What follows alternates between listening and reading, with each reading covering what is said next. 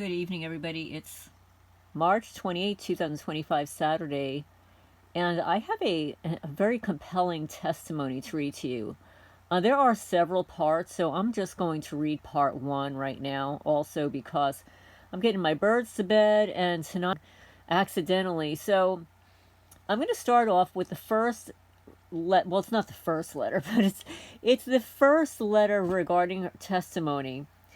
And that will bring you into part one.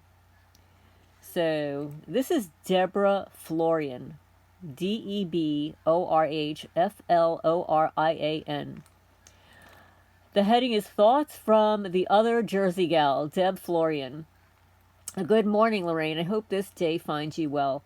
I spent yesterday Googling my 4 former properties, and I was sucked down memory lane. I possess an exceptional memory, and coupled with the photos online, I went back in time. Enabled also by that Google feature that lets you travel down roads by hitting the arrow, and I was there. Places I couldn't visit in person, my head would implode.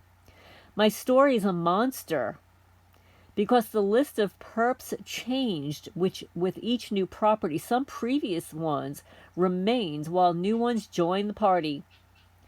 After 2015, when I lost my last home and relocated to Martinsburg, West Virginia, the storyline changed dramatically as I was thrust out into the workforce. I was previously well enough funded to be able to avoid that, and the targeting became more dangerous as I walked around Martinsburg, physically dodging the lowlifes paid to corner me. But what I will be submitting to you over the next few days will chronicle my experiences as a single woman, property owner, being mobbed out of her homes. Anything I email to you can be repeated verbatim, including my full name and ages, as I ran from property to property. Deb Florian. So this is her introduction, and then she took some time to write her story. And this is part one. My West Virginia horror story. Part one, Deborah Florian. In May of 2005, I purchased 314 Hostler Road, Hostler Road, Harper's Ferry, Jefferson County, West Virginia, for $235,000. I was 46 years old, had recently received an inheritance, and dreamed of a good life in West Virginia. The mountain was full of springtime splendor when I toured the house with a real estate agent. There was a mature lilac bush up against the front porch. It was the old Turner house. At the closing, everyone was waiting for the survey, which had been ordered, to cross the facts, but it never did. I purchased the property anyway. Within a short period of time, I had fencing erected.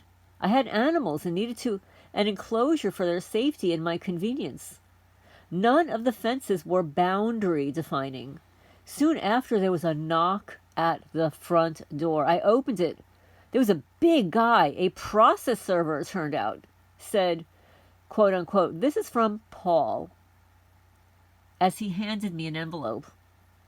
I was being sued by Paul Ashbow, a land developer who owned all the land surrounding my 2 acres, and a huge amount of land both on the mountain and elsewhere in Jefferson County. Spent a lot of time and money suing landowners for property that he saw as his. Oh, well, doesn't that sound familiar? He and his wife Donna, who was active in the business, had to get my driveway to develop their Riverview lots. Maybe in the winter, no leaves on the trees. My driveway would have become the road up into the development. The Ashbows could not have cut a road into their land at any other point on Hostler Road. too twisty, turny. My driveway butted up close to the house. I'm sure the Ashbergs figured I'd go belly up. No survey? And who would have the funds to have one done, given the terrain? That's why the survey ordered was never done. The particulars of the property, well known to the Ashbows, practically guaranteed failure. But I hired a lawyer, Chris Stoach, and he got it done, against all odds. But it took a while, of course, during which time I learned Paul had tried to get the driveway by scaring the elderly Turner woman half to death by pounding rebar into the driveway years prior to my buying the place.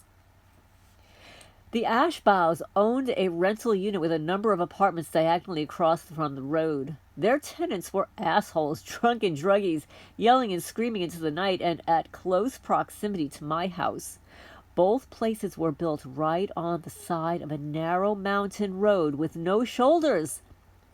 I called Donna Ashbow many times about these people, and after doing so repetitiously with no sense, she was going to intervene, and I finally said I was going to call the law. I can still hear her response these many years later, quote, "You go ahead and call the law," unquote. She and Paul were buddies with Bobby Shirley, the then sheriff of the Jefferson County. I was naive, and I didn't know. Incidentally, Bobby Shirley spent jail time years later for beating the crap out of a restrained prisoner. While on cam, watched by a group of other cops, he actually won re-election to his short-lived second term as sheriff in 2012, but by January 2013 he resigned. He might have served a week or so of the second term, and then off to prison he went. Paul took the loss of my driveway pretty well, actually. But I think of all the noise I made about his and Donna's monstrous tenants hit a deeper nerve. Paul would occasionally show up at my front door. During one conversation, he called me a quote-unquote patsy to my face. I smelled trouble. I can't believe he said that to a female. That's really kind of despicable. Kind of bullyish, you know? Things started spiraling downward, cars racing by, their occupants screaming. Given the house was right on the road, it was loud. I started seeing a truck identical to mine. When I'd go down to Charlestown, the driver would be looking right at me, snickering. I'd be watched while grocery shopping at the 7-Eleven, and pretty much everywhere I went, all eyes were on me.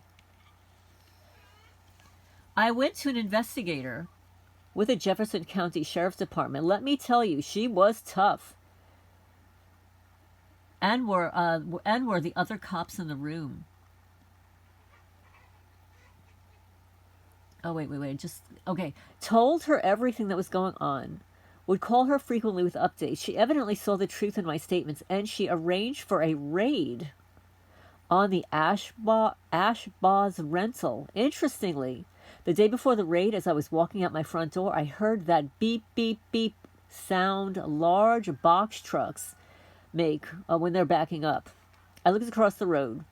There was Donna Ashbow looking right back at me, and her scummy tenants scurried out of their apartments carrying stuff to the box truck that had backed up close to the hellhole. She had been tipped off. She must have been friends with Bobby Shirley, you know, the sheriff, the former sheriff. The raid went down, but nothing was found. The detective said, though, that it was obvious something was going on there. As an aside, what this demonstrates is that while the sheriff was corrupt, his detective was not. So many cop cars were there during the raid, a lot of manpower. They were ready to rock and roll. I put my property on the market. I had to. The Ashbergs were pissed off. I certainly expected retribution now. It didn't take long to sell. I was giving it away. It sold for $109,000 on December 18, 2009. 4.5 years later. 4.5 years after I bought it for $235,000. So her original purchase was $235,000, and she reduced the price to $109,000 and invested thousands of dollars in water purification system, extensive fencing. I went online yesterday and looked at the place. It's still owned by the same couple I sold it to. It looks a little, very shabby, very overgrown. But the important thing is that Paul and Donna Ashbow never got their hands on that property. I am sure, though, that this is how I got put on the list. Guaranteed. The next property she's going to discuss is 17 Rocky Trail, Hedgesville, West Virginia. That will be part 2 of her West Virginia horror story. So, I thought that was really interesting, and it just seems like such a parallel to what's going on here because of the driveway and whatever, but you were very fortunate that Paul and Donna didn't get their hands on your property. So all of that time that they were trying to get your property, it eventually sold to someone other than them, but unfortunately significantly less. And yes, that was a steal. I mean, you can't find property, what did you say? It was a two acres of land in West Virginia with all that you've done to it for $109,000. But you got out of it, and then you moved on, and I'm looking forward to reading 17 Rocky Trail. I'm just going to, because I see your part 2 here, let me just see how long it is, because I could possibly get it on here. No, you know what I'm going to do? I will be doing a part 2. So thank you so much, Deborah. This is the West Virginia horror story, part 1, Deborah Florian. Look forward to your questions and comments down below. And please feel free to share the story and hit the thumbs up.